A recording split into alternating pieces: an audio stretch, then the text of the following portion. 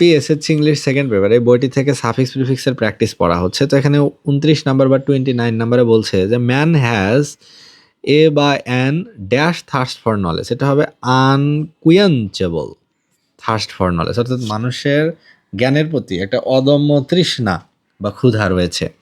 He is dash with what he has. He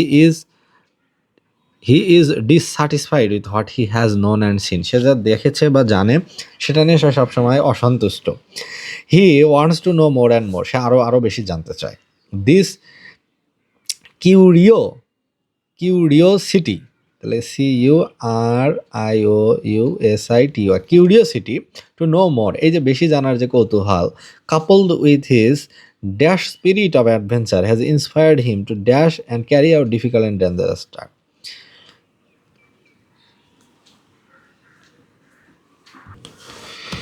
with his, এখানে আছে conquerous spirit of adventure has inspired him to, এখানে আছে take, এটা হবে undertake and carry out difficult and dangerous task.